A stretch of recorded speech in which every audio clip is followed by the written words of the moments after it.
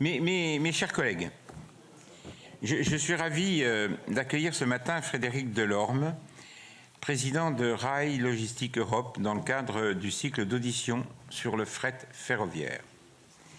Fret ferroviaire que nous avions, cycle d'audition et fret ferroviaire que nous avions initié en juillet dernier, après l'audition de Raphaël Doutrebente, président de l'Alliance Fret Ferroviaire Français du futur 4F. Il était en effet incontournable d'entendre l'un des principaux acteurs du transport ferroviaire de marchandises, à savoir Rail Logistique Europe, qui réunit 5 filiales, au premier rang desquelles Fret SNCF. Et pour cause, comme vous le savez, l'avenir du Fret SNCF reste pour l'heure incertain. Je rappelle que la Commission européenne a ouvert en janvier dernier une procédure formelle sur les conditions de financement du fret SNCF. Elle considère en effet que les aides versées entre 2007 et 2019 par la maison mère SNCF à son activité de fret, alors ouverte à la concurrence, n'ont pas été conduites dans le respect des règles européennes. Les montants concernés s'élèvent environ à 5 milliards d'euros. Dans ce contexte, une issue défavorable de la procédure impliquerait pour Fret SNCF de rembourser ces 5 milliards d'euros, ce qui, de fait, conduirait à sa liquidation et constituerait sans doute un coup fatal porté au fret ferroviaire en France. C'est pourquoi les autorités françaises privilégient un plan de discontinuité pour reprendre l'appellation contrôlée couramment utilisée aujourd'hui, qui a vocation à ce que la Commission constate l'existence d'une discontinuité économique entre Fret SNCF et la structure qui lui succéderait, et de sorte éteindre le risque de remboursement des 5 milliards d'euros. Aussi, pourriez-vous, Monsieur Delorme, nous présenter l'état d'avancement concernant l'issue qui sera retenue pour Fret SNCF et les conditions fixées par un tel plan de discontinuité? La remise sur le marché de certaines parties de l'activité et l'ouverture du capital à des actionnaires minoritaires en particulier ne risque-t-elle pas de déstabiliser durablement l'entreprise? Et plus généralement, le secteur du fret ferroviaire. Pourriez-vous également nous préciser comment vous vous préparez aux évolutions à venir, notamment en ce qui concerne les employés de Fret SNCF? Au-delà du cas particulier de Fret SNCF, avez-vous connaissance d'autres États concernés par une procédure analogue? Faut-il voir un risque pour la dynamique du fret ferroviaire?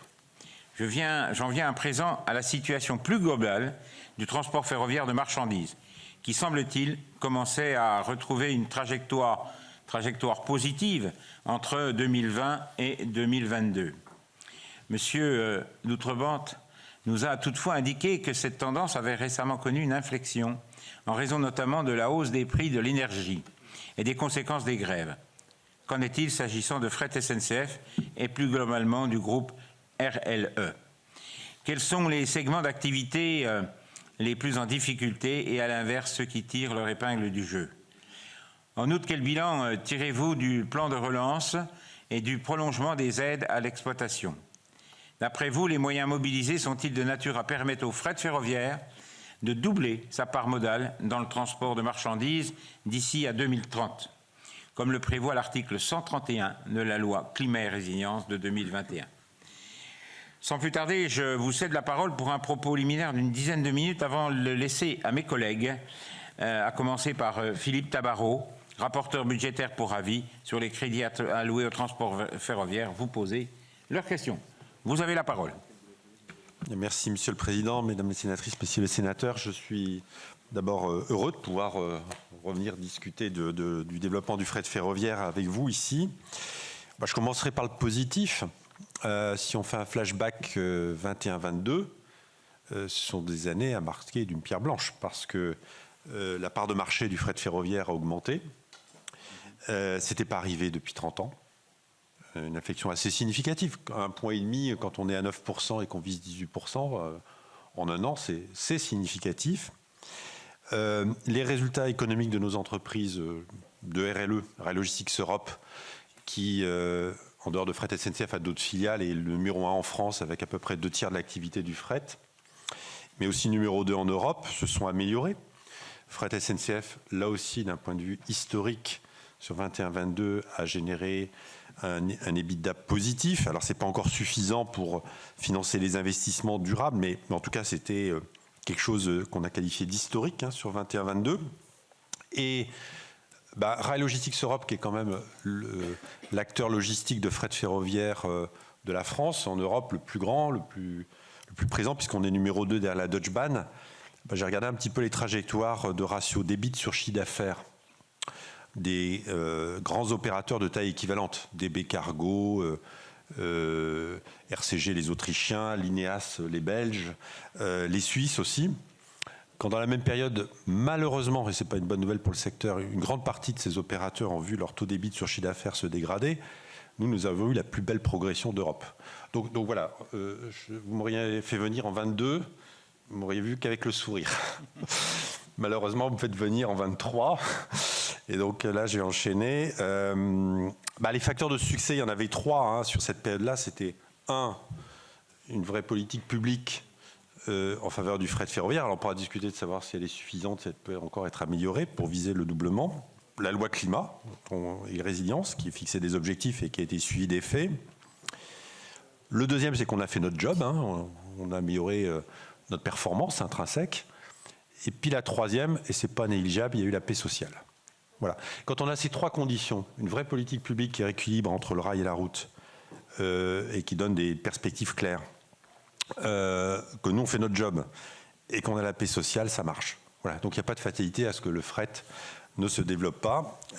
2023, c'est une autre année. Des facteurs exogènes assez considérables.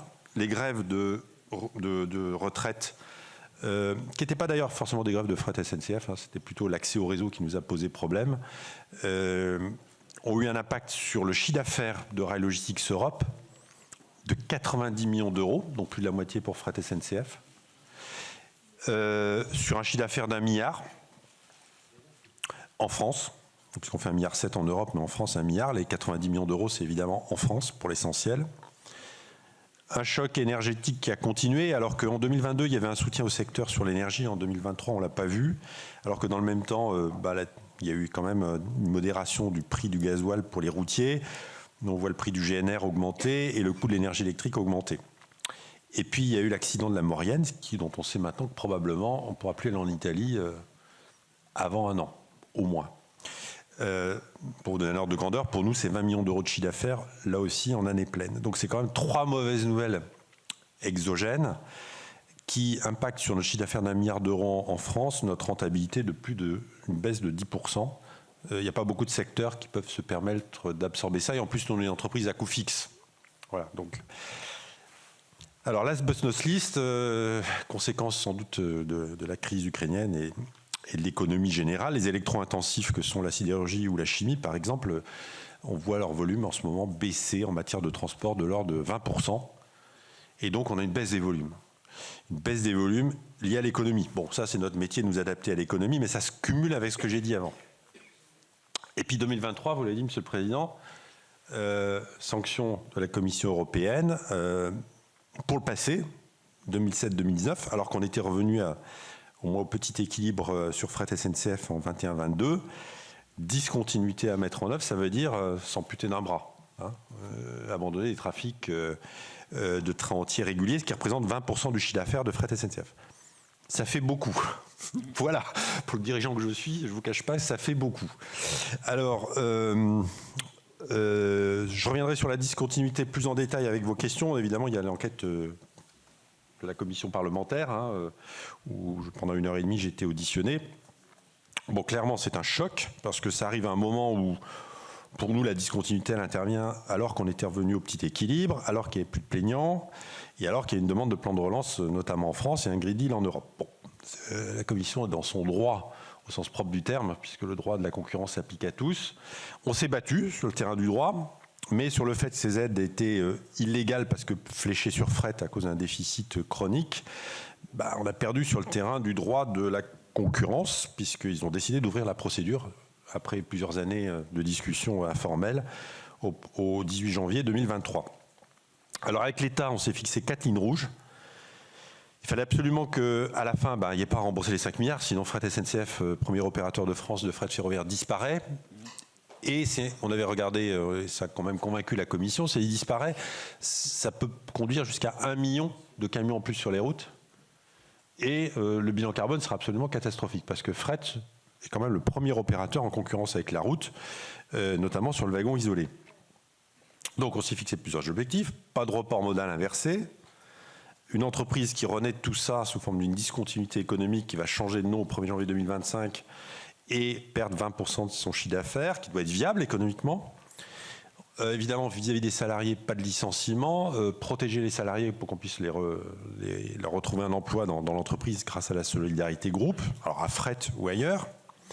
Et puis pas de privatisation, puisque le but c'est d'ouvrir le capital à un minoritaire, mais qui aura un contrôle conjoint sur l'entreprise. Bon, le bilan de tout ça, c'est que la solution qui est déjà en train d'être mise en œuvre, puisqu'au 1er janvier 2024, on abandonne une partie de nos trafics, pour ensuite créer une nouvelle entreprise qui ne sera pas redevable des 5 milliards de dettes. Cette solution est viable, parce que dans le même temps, il y a un coût économique, c'est vrai, mais on perd des trafics contributifs, donc il y a un coût économique. Mais la politique de soutien au plan de relance du fret ferroviaire en France qui va amener une augmentation de 30 millions d'euros d'aides supplémentaires par rapport aux 170 millions d'euros du plan de relance, à partir de 2025 et jusqu'en 2030, a dit Clément Beaune, nous permet, quand on fait le bilan entre ce qu'on perd et ce qu'on gagne, avoir finalement une trajectoire équivalente à celle qu'aurait été Fret SNCF, même si l'entreprise est réduite. Il y a un seul point qui me gêne, c'est qu'en 2024, ces aides ne sont pas mises en place alors qu'on discontinue dès le 1er janvier 2024. Et donc ce que je dis pour 2025 ne vaut pas en 2024. Et aujourd'hui, le budget que je présente d'ailleurs cet après-midi à mon président est un budget négatif sur Fret SNCF, ce qui n'est pas une bonne nouvelle, parce que ça ne donne pas envie forcément au marché de s'intéresser à nous, pour un investisseur qui doit venir rentrer au capital. Et puis je trouve que ce n'est pas un bon signal donné au secteur, parce qu'on traverse une crise. Raphaël Doutrebente l'a souligné, grève, énergie, Maurienne, etc., où l'accompagnement sur ce choc sur 23 et 24 serait le bienvenu pour l'ensemble du secteur. Voilà. Moi, vu de Fret SNCF, évidemment, les aides aux wagons isolés contribuent à l'économie générale de la nouvelle société qui naîtra au 1er janvier 2025, mais n'empêche que la discontinuité dès le 1er janvier 2024 et qu'elle a un coût et que les 30 millions d'euros supplémentaires seraient bienvenus. Alors je sais qu'il y a un amendement qui a été proposé, qui est le bienvenu, on le soutient totalement parce que je pense que dans cette période difficile, ce sera un signal fort donné à notre secteur, notamment parce qu'en 2023, il y a eu tout ce que j'ai cité et qui nous a beaucoup affecté. Voilà. Alors ceci étant, 2021-22, formidable. 23, on cumule toutes les difficultés. Ça ne remet pas en cause, de mon point de vue, la tendance. Voilà, j'ai écouté avec beaucoup d'attention l'audition de Mme Berthelot de la FNTR, qui est pour le transfert modal, en disant qu'il ne faut pas opposer la route et le rail. Le temps de la décarbonation va être très long. Elle dit que le coût d'un tracteur électrique pour la route, c'est 3 fois plus cher aujourd'hui qu'un tracteur diesel. Qu'on ne sait pas trop entre l'hydrogène et l'énergie électrique à quel rythme tout ça va se déployer. De toute façon, il y aura un coût, alors peut-être qu'il peut être financé, supporté, mais dans quelle proportion? Et nous, je rappelle, on est tout de suite disponible. Donc on n'a pas de doute que la tendance des chargeurs, c'est de demander plus de rails, et ils l'ont exprimé à nouveau. Donc moi, j'ai pas de doute sur la tendance. Hein, voilà, on traverse une passe difficile, 23-24 vont être 2 années difficiles, mais les conditions sont là pour augmenter la part de marché du rail. Est-ce qu'on fera le doublement? Parce que c'était votre question.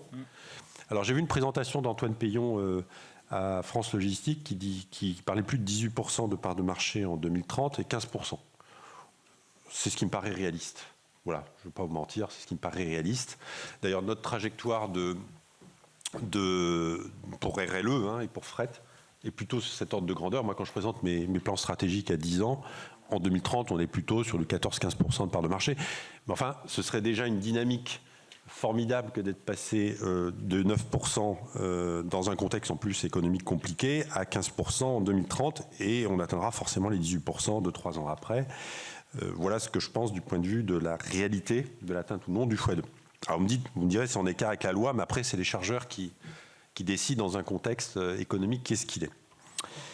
Qu'est-ce qui nous manque pour aller plus loin ou même sécuriser cette trajectoire?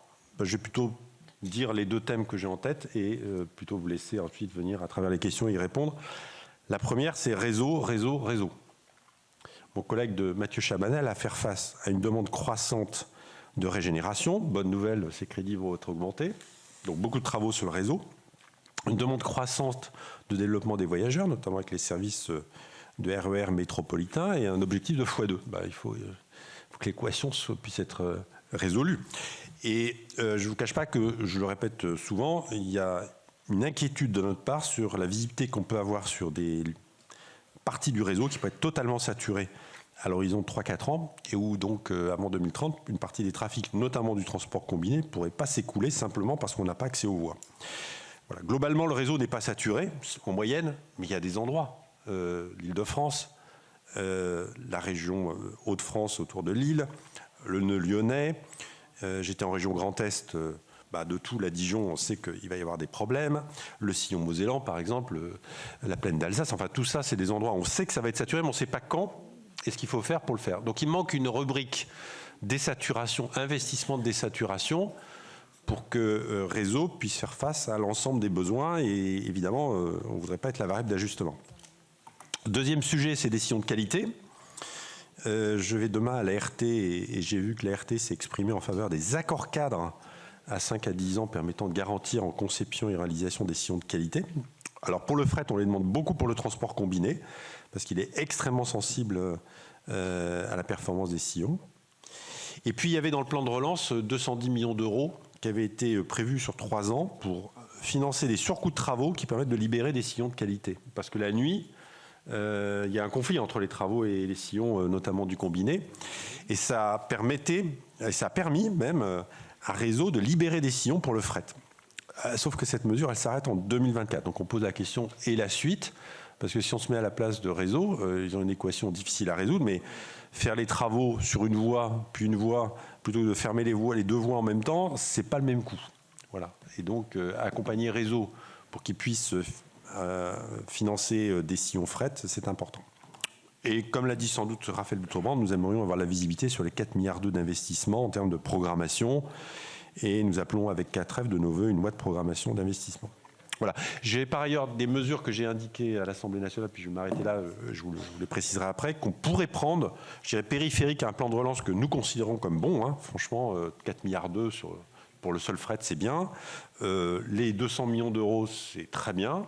C'est ce qu'on demandait, 4F, donc on ne va pas se plaindre, hein, d'ici 2030, ça se met en place en 2025. On a le sujet de 2024 qui pose question. Mais on pourrait prendre d'autres mesures incitatives, et notamment dans la complémentarité route-rail, pour ne pas opposer les deux modes que je pourrais vous détailler dans le cadre de nos échanges, mais que j'ai indiqué aussi à l'Assemblée nationale lors de mon audition. Et on pourra vous remettre d'ailleurs une petite note qui reprend ces propositions et qui pourrait booster le plan de relance pour le sécuriser. Voilà mon appréciation de la situation, Monsieur le Président. Merci, Monsieur le Président. Alors, je vais donner la parole à Stéphane Demilly. Puis après, merci beaucoup, Monsieur le Président.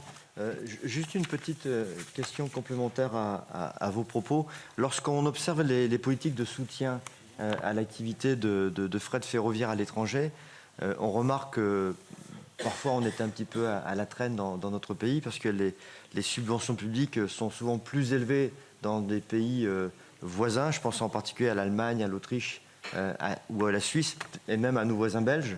Donc voilà, pensez-vous que la politique du développement du fret en France a trop longtemps souffert d'une absence de stratégie globale et notamment d'un accompagnement de la part de l'État? Monsieur Weber et après Monsieur Gillet.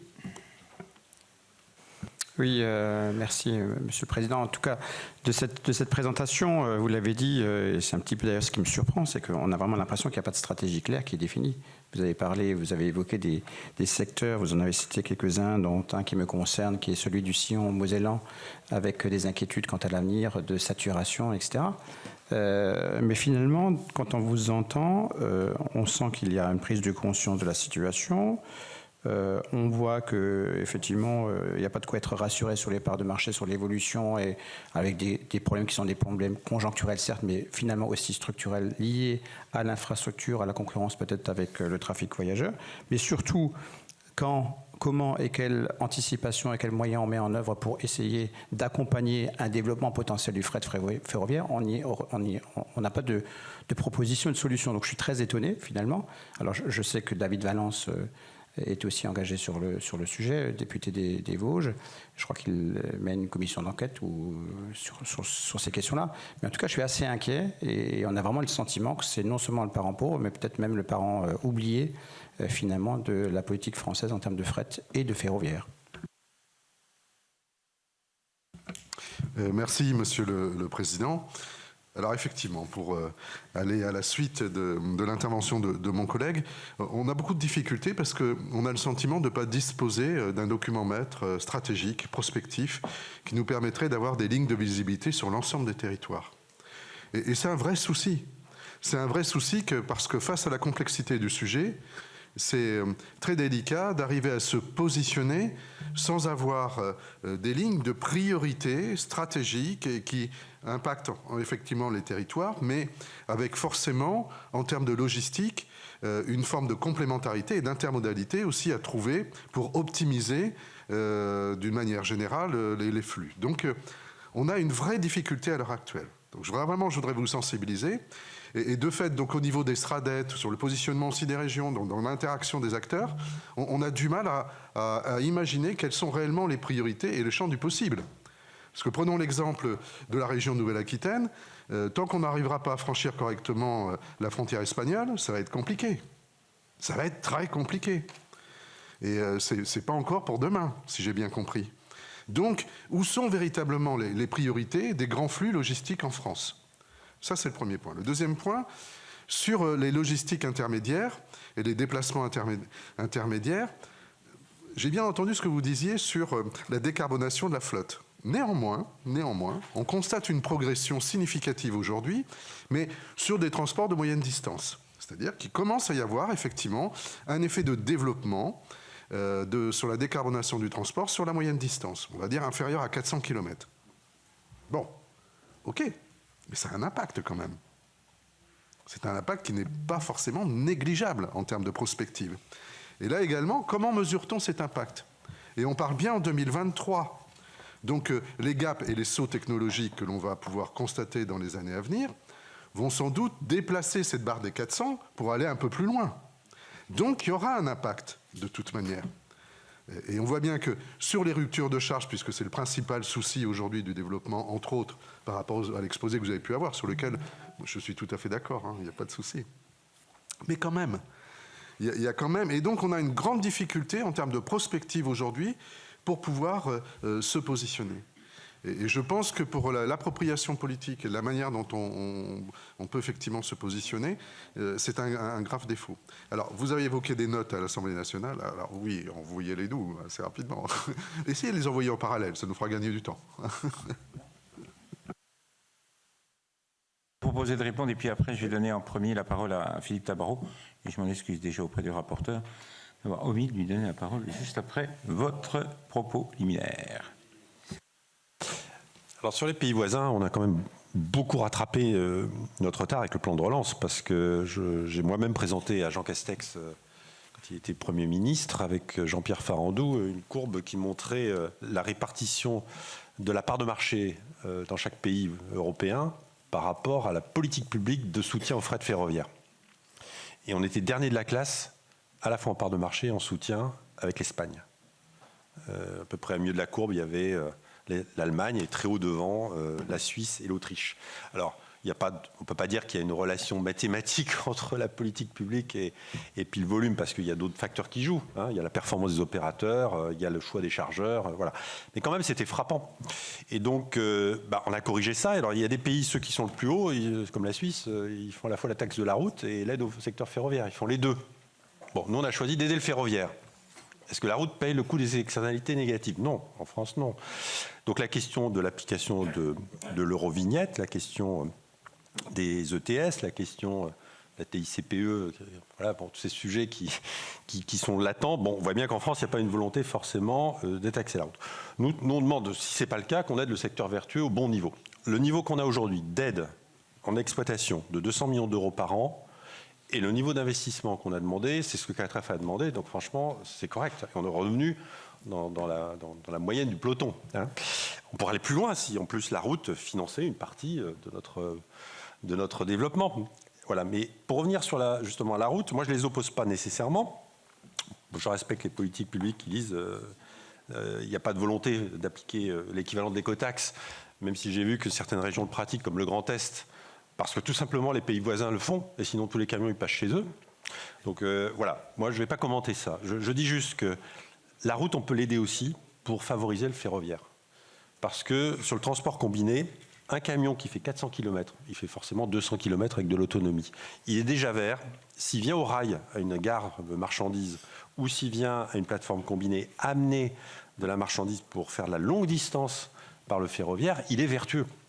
Mais ils n'ont aucune aide, ces gens-là. Les routiers français qui font ça, finalement, dans la politique générale, il n'y a pas d'avantage à faire ça. Donc quelqu'un qui fait du camion de bout en bout avec un semi-remorque classique, qui doit changer de logistique, passer avec un camion avec un plateau sur lequel on met une caisse mobile, ou qui fait l'effort d'organiser le roulement de ses conducteurs pour, dans les territoires, aller chercher les marchandises à une gare pour faire de la longue distance par le rail, il n'y a pas d'avantage. Alors ça fait partie d'ailleurs des propositions que nous avons faites.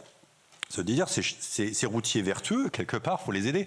Alors ça peut prendre différentes formes. Nous, on a lancé l'idée, mais il faut en discuter avec les routiers eux-mêmes, qu'il peut y avoir des incitations fiscales, par exemple sur l'impôt sur les sociétés, qu'ils aient quelque chose qui leur soit favorable. Ça développerait des emplois en France. Et j'ai entendu Madame Berthelot dire, mais en fait, faire du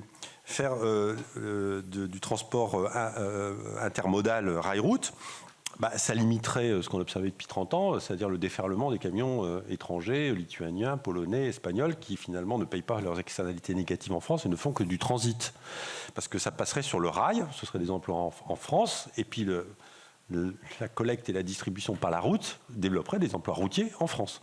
Donc il y a quelque chose là qui manque, me semble-t-il, dans la connexion rail-route. Et le rail, de ce point de vue-là, nous, on n'a pas peur de la décarbonation de la route, il faut la faire, bien évidemment. Mais ce qu'on dit, c'est qu'attention, petit à petit, il faudra prendre en compte toutes les externalités positives ou négatives des modes. Et il y en a un qui est d'actualité, c'est l'énergie. C'est pas que le CO2. L'énergie, le train, pour une tonne transportée, consommera toujours 6 fois moins d'énergie que la route, quel que soit le type d'énergie. Donc électrique pour électrique. Pourquoi ? Parce que le train, ça glisse sur le rail. Le contact rail-roue, c'est tout petit, et la route, ça frotte. Donc l'énergie demain, c'est la même chose que le carbone. Donc l'énergie fossile, il y en aura moins. L'énergie décarbonée sera rare et chère. Au démarrage, l'accès à cette énergie et la consommation d'énergie est importante. Si on prend tous les autres facteurs, la saturation des routes et des autoroutes, donc la désaturation, les accidents de la route, la santé, finalement le CO2 en valeur d'externalité évitée, ce n'est que 1/5 de tous les bénéfices qu'on a à faire par la rail plutôt que par la route en termes de coût d'externalité évitée.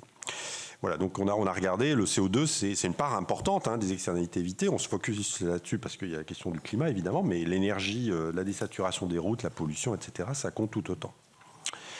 Voilà, donc moi, j'oriente plutôt vers regarder à court terme, avec des modes disponibles, la route qui peut être décarbonée parce qu'on est sur de la courte distance, le rail qui est décarboné intrinsèque et qui en plus a d'autres vertus, de voir si on peut aider les deux modes à mieux travailler ensemble et inciter les routiers français à devenir complémentaires du rail. Oui, alors moi j'ai juste mis l'accent sur un point, bon, il y a une bonne nouvelle, c'est qu'on parle de 100 milliards d'euros pour le ferroviaire. Bon, pas encore financé, mais quand même, là, dans les 5 ans qui viennent, on va avoir une augmentation de la régénération du réseau, c'est parti. On a les RER métropolitains, c'est nouveau, on n'en parlait pas quand on a discuté ici de la loi climat, et on a toujours l'objectif du doublement du fret ferroviaire. Donc, c'est pas normal que le réseau soit pas encore prêt à répondre à la question. Il travaille par des plateformes d'exploitation régionales où il collecte l'ensemble des besoins de flux, effectivement, qui vont circuler sur le rail. Mais à un moment donné, il va falloir sortir du bois pour dire attention, tout ça n'est compatible que si, à tel endroit, on fait des investissements pour désaturer telle ou telle infrastructure. Voilà. Et j'espère que l'année 2024 sera l'année où l'architecte du réseau pourra éclairer les choix qui sont nécessaires pour éviter d'aller dans le mur. C'est-à-dire que nous, c'est pas la peine qu'on investisse dans des locomotives s'il y a des endroits où on ne passe plus. Si on est en France, je ne passe plus, très bien, je laisserai la place aux Transiliens, mais je ne vais pas investir pour développer le fret ferroviaire. Donc on est un peu dans l'incertitude là-dessus, mais il faut laisser les plateformes d'exploitation terminer leur travail. Et ces plateformes d'exploitation étant plutôt territoriales, je vous rejoins en disant qu'il faut avoir une vision d'axe. Je prends l'exemple, si vous parlez de l'Aquitaine, c'est incroyable, on a 3% de part de marché ferroviaire à la frontière côté Hendaye pour aller en Espagne. 3%. Et vous voyez les files de camions considérables. Pour faire ça, il faut aménager en axe tout l'axe atlantique ferroviaire. On sait qu'on n'a pas le gabarit qui va bien, on n'a pas les infrastructures qui vont bien. Est-ce que sur la période de 2028-2032, on pourrait inscrire des choses assez volontaristes là-dessus? C'est considérable ce qu'on pourrait récupérer sur le rail, 3% à comparer à notre part de marché d'aujourd'hui, 10% moyenne en France et 18% en Europe, et en voulant aller à 25%. Donc, oui, et je pense que cette question des grands flux et des grands axes comme l'artère nord-est, les sillons lorrains, sillons mosellan, l'axe atlantique doit être regardé dans une logique d'axe. Voilà, pas uniquement par une logique territoriale, dans une vision d'aménagement du territoire et de programmation. Et ça rejoint ces questions de désaturation et d'écoulement des trafics. Voilà, je pense à peu près avoir répondu aux questions. Oui. Merci. Voilà. Donc, je vais donner la parole au rapporteur Philippe Tabarot. Oui, merci, Monsieur le Président. Monsieur le Président, vous avez répondu en partie à mes interrogations, donc je vais rebondir un petit peu sur ce que vous avez dit. Donc, on a bien pris la nouvelle, enfin, ou plutôt mal pris la nouvelle du report encore des objectifs qu'on s'était fixés dans Climat et Résilience de pouvoir doubler la part modale sur le fret ferroviaire. On a entendu que ça prendra quelques années. Pour autant, on était plutôt comme vous optimiste après les chiffres qu'on avait eus de l'année 2022. On l'est beaucoup moins depuis ce que vous avez expliqué sur l'année 2023, à la fois le choc énergétique, les 90 millions de pertes au niveau des grèves, le problème de la Maurienne et le problème qu'on évoquera sur l'évolution du paysage du fret dont quelque part vous êtes victime, mais qui pourra permettre, je l'espère, de positiver un certain nombre de choses. Moi, je voulais vous interroger initialement sur l'état des infrastructures, sur le niveau des péages et sur l'évolution de ce paysage. Concernant l'état des infrastructures, vous l'avez dit, on en avait parlé ici même en juillet dernier avec le président de l'Alliance 4F. Voilà, délivrer un outil industriel à la hauteur des besoins des entreprises ferroviaires et des chargeurs, c'est l'objectif. Je rappelle que dans cette commission aussi, nous avions alerté très fortement sur les insuffisances du dernier contrat de performance que nous souhaitons voir bien sûr révisé entre SNCF Réseau et l'État. Et nous avons notamment insisté sur le manque d'opérabilité des indicateurs qui sont envisagés, la véritable adéquation entre les sillons attribués et les besoins des clients.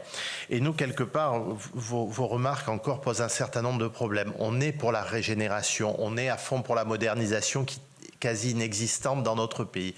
On a l'impression d'être schizophrène à chaque fois parce que quand on dit il faut régénérer, moderniser le réseau et notamment pour les voyageurs, mais nous aussi on pense au fret, d'un autre côté vous nous dites on est inquiet, ça risque de couper, enfin ou de mettre à mal notre évolution alors que voilà, c'est pas ce qu'on veut. Donc quelque part, vous parlez de ces plateformes d'exploitation du réseau.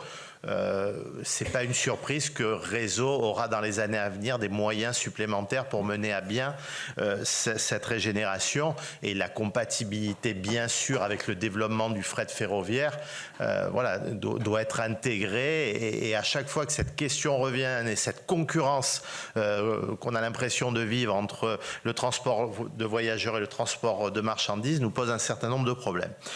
Le niveau des péages. Bon, vous le savez, vous l'avez rappelé, les deux ministres Le Maire et Bonne ont confié enfin, parce que c'est un sujet là aussi dont on parle depuis un certain nombre d'années dans cette commission, à l'Inspection Générale des Finances et à l'Inspection Générale de l'Environnement, le soin de réaliser cette mission sur la tarification de l'usage et le financement du réseau ferroviaire. Bon, on a vu la lettre de mission qui ont été adressées. Il y a une comparaison à l'échelle européenne des tarifications qui est demandée. C'est vrai que ce sont des éléments qui reviennent régulièrement. On a du mal à comprendre pourquoi on a ce taux ce coût des péages aussi important dans notre pays, ce qui ne semble pas être le cas des autres pays européens. Donc, Voilà, on sait aussi qu'il y a une étude, ils nous l'ont fait passer, de l'Agence française du rail sur la grande vitesse et qui laisse penser qu'une réduction des péages in fine pourra bénéficier à notre système ferroviaire en général. La question se pose, bon, je sais, dans des termes différents concernant le fret et voilà, j'espère que cette mission pourra apporter des réponses. Vous, d'ores et déjà, voilà, sur quelle modalité estimeriez-vous pertinente de voir les différents types de redevances évoluer? Est-ce que cela vous semble une bonne chose de remettre à plat le modèle économique du fret ferroviaire en prenant exemple sur d'autres pays européens?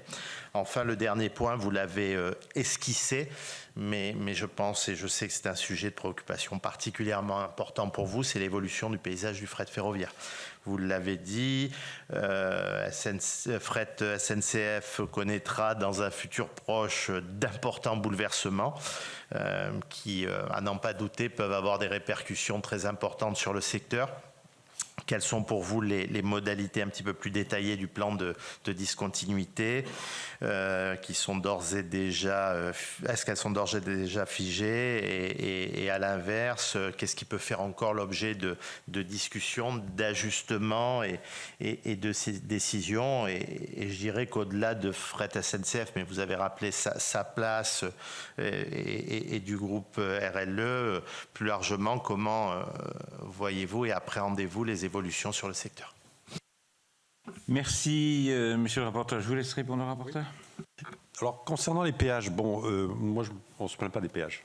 Ils ne doivent pas être le facteur déterminant pour Réseau de savoir comment ils doivent développer le fret. Parce que sinon, par rapport aux voyageurs, je veux dire, il ferait que des TGV sur le réseau.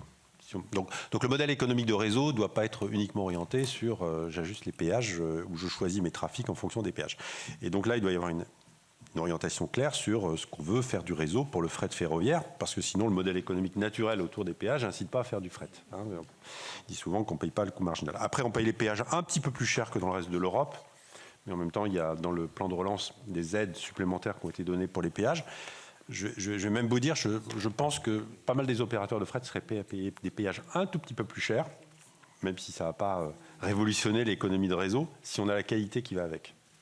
Parce qu'un sillon qui est dans le marché et qui est performant, ça nous permet d'être compétitifs du point de vue économique. Le sillon, c'est le transit time, donc c'est le temps de rotation des locomotives, des conducteurs. Si on gagne 3 heures sur un sillon, je gagne bien plus que le prix des péages qu'on augmentera. Donc je suis prêt à partager les gains de productivité avec Réseau, dit autrement. Voilà. Ça ne va pas révolutionner l'économie du fret dans l'économie globale de Réseau. Mais moi, je suis prêt à payer la qualité de service, notamment sur le transport combiné, les autoroutes ferroviaires. Et je me suis déjà exprimé plusieurs fois là-dessus. Il y a quelques anomalies, c'est quand on a des concurrents qui roulent avec des diesels sous caténaire, alors que nous, on fait de l'électrique à 90%, et ensuite on fait les derniers kilomètres uniquement en diesel quand ce n'est pas électrifié, il y a quand même quelque chose qui ne colle pas. C'est-à-dire qu'une infrastructure disponible en électrique, et pour des raisons d'économie, de faire du bout en bout, pour ne pas changer de locomotive, je fais en diesel sous caténaire. Là, il y a quelque chose dans la concurrence ferroviaire qui ne joue pas. C'est un handicap pour Fret de faire 90% d'électrique. Je suis obligé de changer de locomotive, donc il y a un petit coût de changement de locomotive, mais je me demande si vous ne pourriez pas avoir une adaptation aussi des péages en fonction de quand l'électrique est disponible. Si on roule sous électrique, ce n'est pas le même péage que si on roule avec des diesels sous caténaire. Voilà, pour inciter à utiliser l'énergie positive. Ça, c'est intérieur au secteur fret ferroviaire. Donc voilà, moi les péages, je ne m'en plains pas. Je pense même qu'on pourrait avoir, sur le coup, là, une incitation à la performance des sillons donnés à fret par une augmentation progressive de péages, si la qualité est vraiment là et engageante, avec des contrats cadres, comme ça a été dit tout à l'heure. Alors, Fret SNCF, donc quelques mots sur la discontinuité. Bon, ce qui est violent pour les de l'entreprise, c'est d'être revenu à l'équilibre, comme j'ai dit, de ne pas avoir de plaignants et de se retrouver à devoir payer la sanction du passé. La discontinuité consiste en quoi ? Elle consiste à éviter de rembourser 5 milliards, et là, c'est la liquidation économique de Fret. Donc, le point d'équilibre qui a été trouvé entre l'État et la Commission, mais évidemment, on a contribué à essayer de l'ajuster, c'est que, contrairement à la jurisprudence en la matière que nous avait présentée la Commission européenne, c'est moins 50% d'activité, moins 50% de personnel, moins 50% d'actifs et un changement d'actionnaire, y compris majoritaire. Bon, là, ça franchissait toutes les lignes rouges que j'ai citées tout à l'heure. Ce que la Commission a compris, c'est qu'en allant trop loin dans la demande de réduction de la voilure de fret SNCF, ce n'est pas le rail qui allait en profiter, donc les concurrents ferroviaires, mais la route. Parce qu'il y a une double concurrence et c'est pour eux entre les deux. Donc ils raisonnent le marché pertinent, c'est le fret ferroviaire. Non, le marché pertinent, c'est le transport de marchandises terrestre. Et c'est pas comme ça que ça résonne du point de vue du droit de la concurrence. C'est concurrent ferroviaire contre concurrent ferroviaire. Sauf que si on nous demande d'abandonner 50% de trafic de fret, comme j'ai dit, il y a 1 million de camions de plus sur les routes. Est-ce que c'est ce qu'on veut? Est-ce que c'est compatible avec le droit de l'environnement et le traité de l'Union d'ailleurs qui met l'environnement très haut? Ils ont compris, et ça a retenu un peu le bras de la Commission, qu'ils ne pouvaient pas appliquer le scénario Alitalia ou d'autres scénarios où ils ont appliqué en jurisprudence 50% de réduction de voilure. Donc finalement, on se retrouve à préserver quand même 80% de l'activité de fret en chiffre d'affaires, 90% des emplois, même si les 10%, il va falloir... c'est notre travail, trouver une nouvelle activité dans fret ou dans la SNCF, et on saura faire. Et c'est difficile pour ces personnels-là, parce que clairement, ça leur tombe dessus. C'est pas, on l'a pas perdu parce que le client veut plus de nous. Il y a même des clients qui disent on voudrait vous garder, mais bon, la Commission a imposé qu'on abandonne ces trafics. Alors qu'est-ce qu'on abandonne? On abandonne des trafics qu'on dit à moyens dédiés, c'est-à-dire c'est des trains complets achetés par des clients réguliers, fréquents. Essentiellement, à 95%, c'est la traction ferroviaire pour des opérateurs de combinés.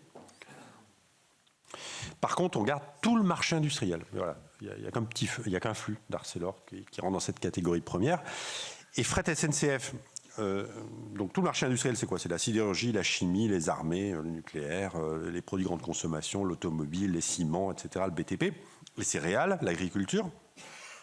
Pour non seulement le wagon isolé, mais aussi tous les trains entiers irréguliers. Voilà. Pour lequel on a installé en fait sur le territoire et tout le territoire national une capacité de production qu'on partage entre tous les clients. Donc c'est la grosse différence avec ce qu'on abandonne. Ce qu'on abandonne, c'est dédié à un client. Quand un trafic s'arrête, on enlève les locomotives, on enlève les conducteurs, les moyens sont affectés à un client. Ce que nous gardons, il n'y a que Fret qui fait ça à l'échelle du territoire français, c'est ce qu'on appelle la gestion capacitaire, une capacité de transport. Mais on ne sait pas si la locomotive, un jour, elle travaille pour le client A ou pour le client B. Grâce à cette mutualisation des moyens, on est capable d'offrir des faibles fréquences, des fréquences variables, des faibles volumes. Et donc, des gens qui n'avaient pas accès au ferroviaire pour des petits volumes ou des fréquences extrêmement variables de train viennent chez nous parce qu'on peut l'offrir. Quelqu'un qui fait que des trains réguliers, il aura du mal à se positionner comme ça. Donc, finalement, la leçon à retenir de l'histoire, c'est qu'il y a quand même besoin, même si la concurrence est ouverte, même si Fret et la nouvelle société qui va en être sera dans la concurrence ferroviaire, Anne-Marie Drac m'a dit, oui, vous êtes un peu l'opérateur systémique dont chaque pays a besoin pour offrir ce service tout territoire, parce qu'on couvre tous les territoires, on a une couverture territoriale très importante, toute taille de lot, nombre de wagons, et toute fréquence. Voilà. Et donc on gardera ça à partir du 1er janvier 2025. Ça représente 80% du chiffre d'affaires. Je pense que ça a rassuré les industriels, parce que certains se disaient, mais si Fret disparaît, est-ce qu'on doit passer à la route? Comment on s'organise logistiquement? Voilà, donc on a trouvé un point d'équilibre qui aujourd'hui permet de dire que ça ne remet pas en cause la croissance du ferroviaire. Et puis ce que nous allons perdre, c'est des trafics que par nature les concurrents savent faire. Donc le premier bilan, c'est qu'au 1er janvier 2024, on doit abandonner 13 flux. On en abandonnera encore une dizaine au 1er juillet 2024 sur ces trafics réguliers fréquents. Et pour le 1er janvier 2024, je n'ai pas d'alerte comme quoi il n'y a personne qui reprendrait en ferroviaire. Donc il n'y a pas de transfert modal. Donc on n'a pas d'alerte pour le 1er janvier. On verra pour le 1er juillet. En plus, comme la conjoncture est plutôt pas favorable, on a des concurrents qui ont des locomotives et des moyens disponibles. Donc ils ne demandent même pas de les aider, ils sont capables de reprendre les trafics. Voilà. Merci. Je vais donner la parole à Jacques Fernic. Merci, Monsieur le Président. Oui, effectivement, toute la question, c'est de savoir si la nature d'opérateur historique et donc le potentiel que ça représente permettra aux bras de repousser. Voilà, le fameux bras dont Fret SNCF est amputé. Plus globalement, donc on a vu donc ça a bougé d'1,5 point le report modal, ce qui est quand même, je dirais historiquement, ça s'est pas vu depuis longtemps. Et donc si contrairement à tous les plans fret précédents historiquement, on réussit effectivement, alors peut-être pas à l'échéance 2030, mais dans ces eaux-là, à doubler la part modale du fret ferroviaire, et qu'en même temps, les objectifs fixés au niveau européen du fret ferroviaire sont atteints, nous aurions donc quand même un différentiel très important entre l'état du fret ferroviaire français et globalement le fret ferroviaire européen, différentiel à notre détriment, je crois au moins d'une dizaine de points. Autant dire que si on échoue à doubler la part modale de notre fret ferroviaire, on serait clairement déconnecté de l'Europe ferroviaire. On a déjà des signaux, vous y avez fait allusion, qui sont inquiétants de ce point de vue-là. Donc, il y a des leviers qu'il faut clairement actionner franchement pour éviter un tel scénario. Donc, vous y avez déjà fait allusion. Toujours un peu compliqué d'intervenir après beaucoup de questions. Donc, on a compris que c'est du côté des écarts de compétitivité à compenser entre le ferroviaire et le routier. Routier qui ne paie guère ses externalités. Donc, on n'a pas, comme les Allemands, de LKW Maut, même si ça peut peut-être bouger de ce point de vue-là du côté de l'Alsace vers 2025, peut-être du Grand Est à l'horizon 2027-2028. Alors, vous avez fait allusion à l'idée de crédit d'impôt lié aux externalités évitées par les transporteurs qui feraient le choix de jouer le report modal. Donc, en gros, une question auquel vous avez déjà largement apporté en partie réponse, donc c'est la question de savoir comment rectifier de façon structurante et durable cet avantage contre-productif du fret routier, comment inciter celui-ci à s'inscrire, comme vous le disiez, dans une complémentarité avec le rail. Merci. Je vais donner la parole à Pierre-Jean Rochette. Merci, Président. Monsieur le Président, on voit que dans le pays du TGV, on a négligé le fret et c'est malheureusement aujourd'hui un petit peu les conséquences aussi de tout cela que nous payons. J'ai une question concernant la concurrence que vous évoquiez entre la route et le rail. Vous évoquez notamment le prix des poids lourds électriques à venir. Avez-vous pris en compte dans votre analyse le fait que, bien entendu, les transporteurs routiers n'utiliseront plus le pétrole versus l'électricité, ça c'est une évidence, mais surtout que le coût de l'amortissement va être étalé sur des durées beaucoup plus longues qu'un véhicule thermique. Parce que je pense que malgré le coût d'investissement de ces véhicules, le prix au kilomètre de la route ne va pas s'envoler. L'entretien va s'effondrer et la durée d'amortissement va être plus que doublée. Donc là-dessus, sur les éléments que vous évoquiez tout à l'heure, j'ai une petite incertitude. Je ne suis pas convaincu véritablement que le prix du routier soit aussi dissuasif que ça. Sur les lignes que vous abandonnez, juste une question. Sont-elles regroupées sur le même secteur géographique ou sont-elles dispersées sur tout le territoire national? Et puis, au profit de qui se fait ce désengagement? C'est-à-dire, parlons-nous d'opérateurs locaux français ou d'opérateurs étrangers? Et puis, dernière question, pensez-vous que l'accès au marché de cette profession de transporteur routier ferroviaire est suffisamment aujourd'hui ouvert, suffisamment souple pour susciter de nouvelles vocations, notamment pour des transporteurs routiers qui voudraient aller vers la multimodalité en propre, et aussi pour les chargeurs privés qui voudraient finalement faire pour leur propre compte. Et ça, c'est pas une question, mais juste un complément. Je vous rejoins sur le fait qu'il faut fiscalement que les chargeurs trouvent un intérêt à aller vers le multimodal. Ça passera soit par le sujet de la TVA, soit par un allègement, mais on doit aller vers ça pour que ça fonctionne. Merci. Merci. Je vais donner la parole à Pierre Barros. Oui, merci Monsieur le Président.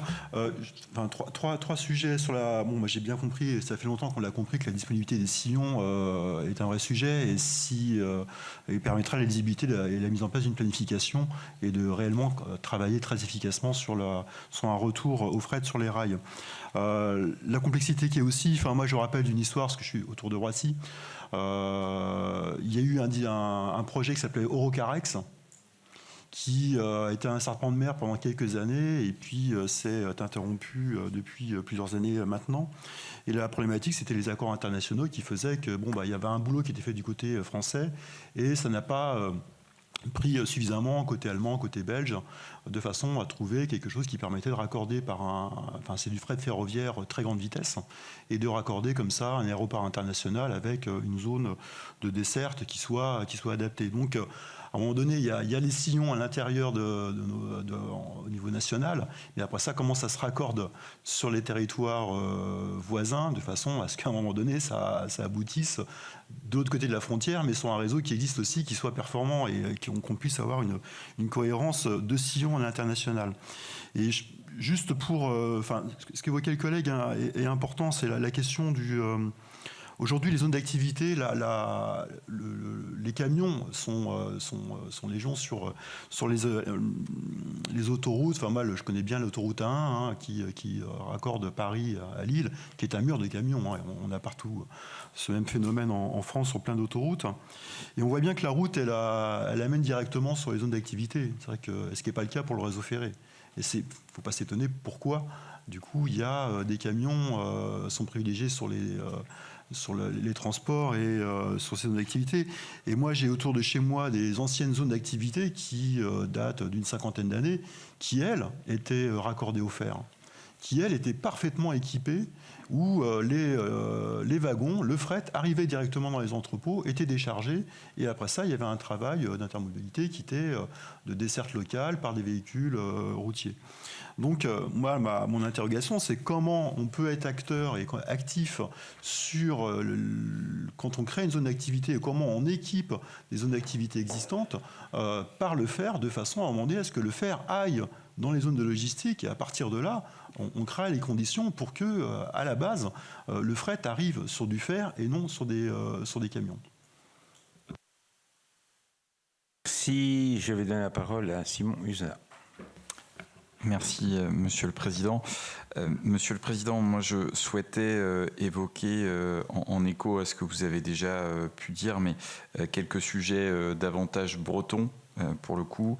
Le volet mobilité du CPER a été voté. Il y a dans ce volet mobilité un point important consacré au développement du fret ferroviaire.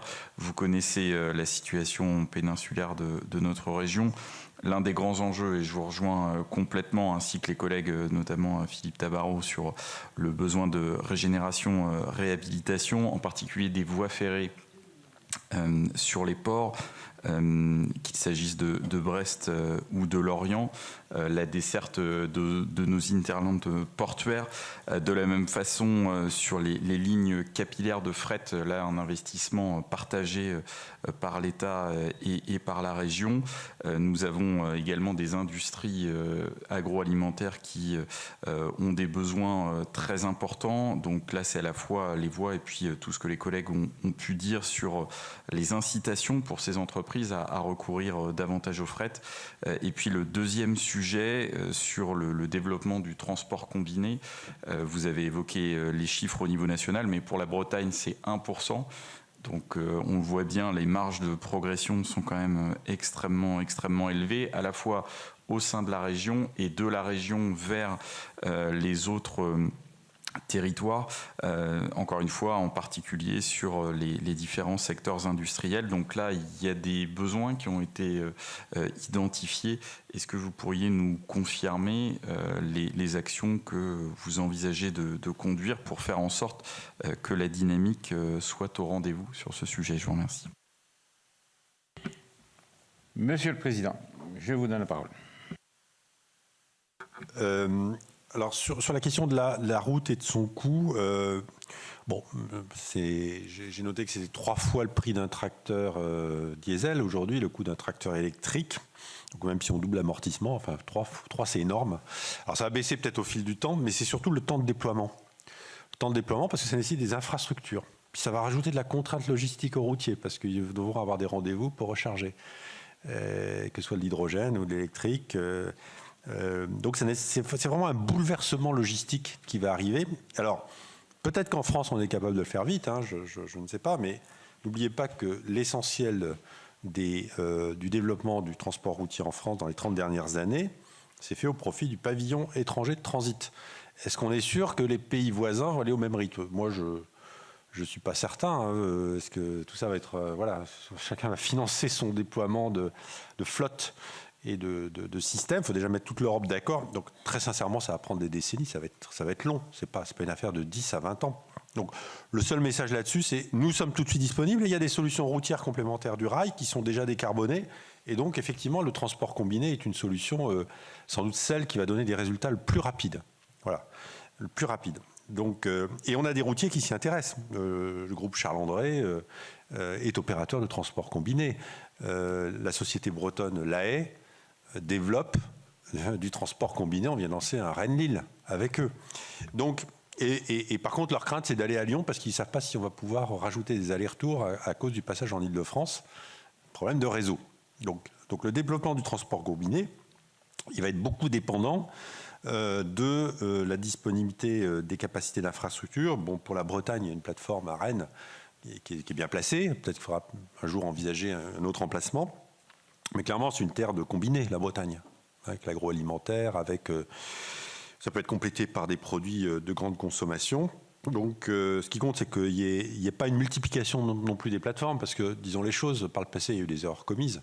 On en faisait une dans chaque département, voire 2 par département, parfois.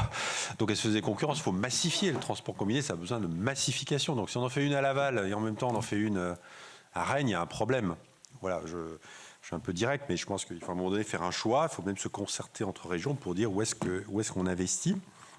Et donc, ce réseau de plateformes combinées, nous, avec le GNTC, on a fait des propositions pour dire où on voit dans les 5 à 10 ans les développements de plateformes nouvelles, les extensions des plateformes existantes, parce qu'il faut les agrandir, et donc les tubes de train combinés qui les relayeront. Voilà, et donc c'est là qu'on a besoin des infrastructures dans le cadre des contrats de plan État-région première vague, puis la deuxième qui suivra celui qui va être mis en place maintenant, mais avec une vision nationale, d'architecture nationale de ces flux qui sont parfaitement connus de la DGITM. Sur le désengagement de nos flux à cause de la discontinuité, est-ce qu'il y aura de nouveaux opérateurs et quels sont les opérateurs? À 95%, ce seront des opérateurs existants. Donc Deutsche Bahn Cargo, Lineas, Regio-Rail, peut-être un peu Europort. J'ai entendu parler de l'arrivée potentielle d'un nouvel opérateur en France qui s'appelle Medway, qui est une filiale de MSC, qui investit beaucoup dans le ferroviaire sur l'ensemble de l'Europe. Ils n'ont pas encore leur certificat de sécurité. Il est possible qu'ils reprennent un des 23 flux. Voilà. Mais ce serait la seule exception à l'arrivée d'un nouvel entrant, alors que c'est plutôt les opérateurs existants qui reprennent ce que nous abandonnons. Qu'il y a à la fois des étrangers et des Français là-dedans. Voilà, pour répondre à votre question. Oui, alors, Eurocarex, le problème, oui, il y a d'abord la question des sillons internationaux. Donc, il y a une directive européenne qui vient de sortir sur le partage de la capacité au niveau européen et qui va forcer un peu plus la coordination entre gérants d'infrastructures européens. Les autorités de régulation nationales seront chargées de veiller à ce que, par exemple, les travaux soient bien coordonnés d'un pays à l'autre, parce que c'est bien de bien faire le travail en France, mais si quand on passe la frontière, on se retrouve à faire le zigzag dans des travaux en Allemagne, ça ne va pas satisfaire nos chargeurs. Donc ça progresse au niveau européen, au niveau réglementaire de ce point de vue-là. Après, je pense qu'il y a un certain nombre de trafics de fret qui peuvent aussi relever d'une logique aménagement du territoire. Alors, je ne sais pas si Eurocarex, avec la grande vitesse, trouve son équilibre économique, mais je vous citais le train des primeurs, le fameux train des primeurs, qui est le train, moi je dis c'est l'Orient Express du fret ferroviaire, parce qu'il est connu maintenant presque dans toute l'Europe, très célèbre, voilà, par sa publicité. Tout le monde y est attaché. Bon, ce train, c'est un train d'aménagement du territoire. Il ne trouve pas son équilibre économique tout seul. Il a une valeur environnementale, mais il a aussi une valeur parce qu'il relie le marché de Perpignan avec le mine de Rungis. Ça a de la valeur, parce que ça évite de déplacer des emplois en Espagne pour faire la préparation des marchandises qui arrivent à Rungis. Donc, est-ce qu'il peut y avoir des trains d'aménagement du territoire, comme il y a des trains intercités ou des TER qui font l'objet d'une DSP?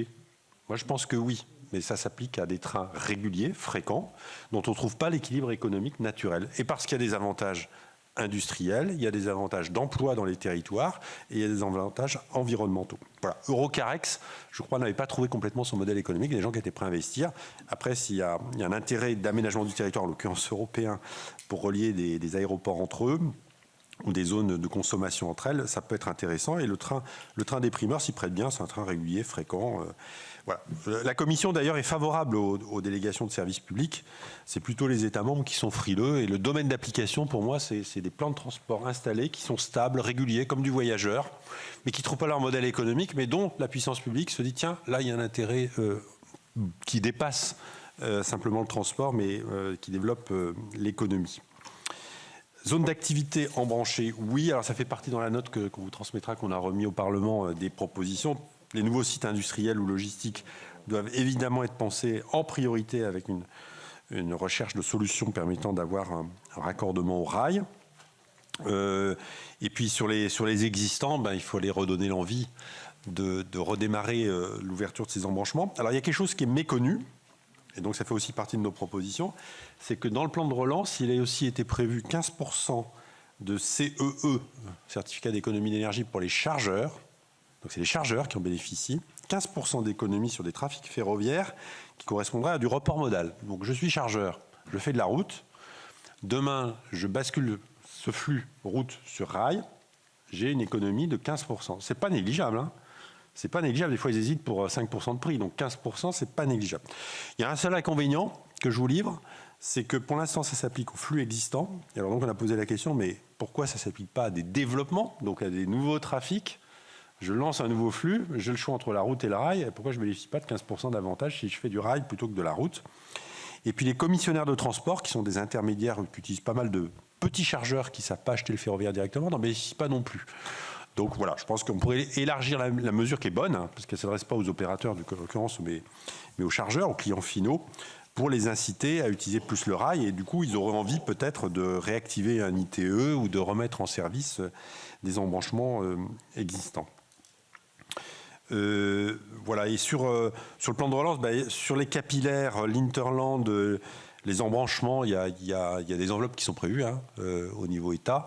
Il faut juste gérer les priorités territoire par territoire et sur les discussions qui auront lieu dans chaque région pour voir ce que chaque région considère comme prioritaire avec SNCF Réseau et avec les opérateurs de fret comme étant les ITE et les capillaires qu'on peut améliorer ou développer.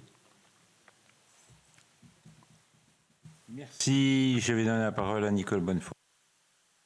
Oui, Monsieur le Président, moi je suis sénatrice du département de la Charente et donc quand j'entends parler de camions et des camions transit en particulier, je sais ce que ça représente puisque c'est énorme le trafic qui par la nationale 10 rejoint la métropole bordelaise et l'Espagne dans les deux sens via la nationale 10. Il y a également la nationale 141 qui est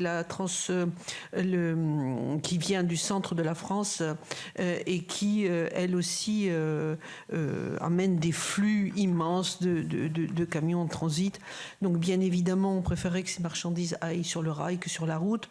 En attendant qu'ils aillent sur le rail, parce que je ne sais pas si un jour ça va arriver, on aimerait bien qu'ils aillent sur l'autoroute quand il y a des autoroutes à proximité et ils ne sont même pas capables de cela, puisque évidemment l'autoroute est payante, donc c'est mieux de prendre les nationales quand elles sont maintenant en plus à 2 fois 2 voies, ce qui représente des autoroutes gratuites.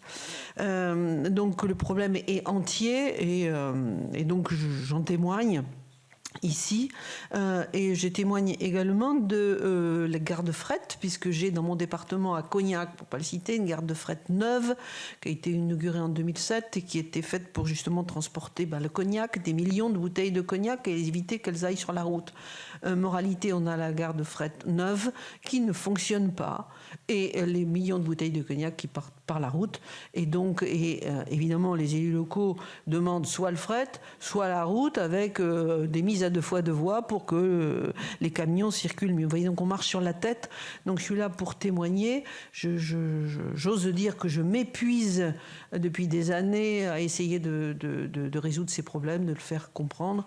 Et les réponses ne sont pas apportées. Je ne comprends pas pourquoi, quand on a une gare fret, on ne puisse pas mettre la marchandise sur ces rails-là. Pourquoi? Voilà, c'est mon témoignage. Merci. Je partage le point de vue sur les nationales et l'autoroute. J'ai la 83. Et donc, je vais donner la parole à Guillaume Chevrollier. Merci, Monsieur le Président. Monsieur le Président, sénateur de la Mayenne, vous avez parlé de Laval. Je n'avais pas prévu forcément d'intervenir. Vous avez déjà répondu à beaucoup de questions sur les enjeux de la régénération du réseau et son importance, et auquel je souscris. Vous le savez, dans mon département, il y a des travaux actuellement de régénération sur la voie qui conduit à la plateforme combinée de Château-Gontier sur Mayenne. Et effectivement, il y a toujours un projet qui est à l'étude sur la zone de Saint-Berthevin, au bord de la LGV, donc un positionnement stratégique tout à fait intéressant. Donc j'aimerais que vous approfondissiez un petit peu votre réflexion, puisque vous avez indiqué, en répondant à notre collègue breton, que voilà, il fallait une coordination avec la Bretagne, entre Rennes et Laval, parce que ce projet sur un site de 25 hectares est à l'étude depuis un certain nombre d'années. Il représente un investissement financier important, donc il faut qu'il soit ajusté et pertinent. Donc merci de nous éclairer. Merci, chers collègues. Je vais donner la parole à Pierre-Luc Devinaz. Merci, Monsieur le Président. Écoutez, Monsieur le Président, je suis, moi, sénateur du Nouveau-Rhône et la métropole de Lyon. Et en ce qui concerne les poids lourds sur nos autoroutes, on est bien servi. Et je vais prolonger ce qu'a dit Nicole Bonnefoy. Quand ils utilisent les nationales, je dirais que c'est un moindre mal. Mais moi, je constate qu'aujourd'hui, ça circule de partout, sur des routes départementales, qui sont à la charge des collectivités territoriales. Et à ma connaissance,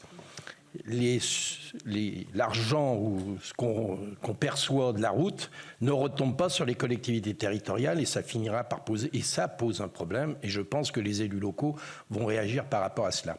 Tout à l'heure, j'ai entendu qu'il y avait des accords pour coordonner les travaux au niveau de l'Europe, entre les pays. Alors, comme j'ai un nom savoyard, qui a 1 million de poids lourds par an qui passent dans les vallées de Savoie, il est évident que les Savoyards seraient assez satisfaits que tous ces poids lourds basculent sur le rail. Et donc, j'en viens à cette meilleure coordination. Est-ce que vous avez des éléments, vous, par rapport à Lyon-Turin, et la meilleure coordination d'accès entre côté italien, côté français, et la logique qui est en train de se développer de rénover l'ancienne ligne qui fait Modane-Dijon? Merci. Je vous propose de répondre à Nicole Bonnefoy parce qu'elle a un rendez-vous médical et elle va peut-être pas pouvoir écouter la réponse jusqu'au bout. Oui, alors c'est vrai qu'il y a eu des investissements faits dans le fret, Cognac, j'ai en tête les Garbois. Il y a un plan Garbois à une certaine époque. Le problème, c'est qu'à la fin, c'est le chargeur qui décide. Malheureusement, c'est ni nous en tant que transporteurs, ni les politiques qui ont investi. Donc, et c'est les chargeurs qui choisissent en fonction du rapport qualité-prix, tout simplement.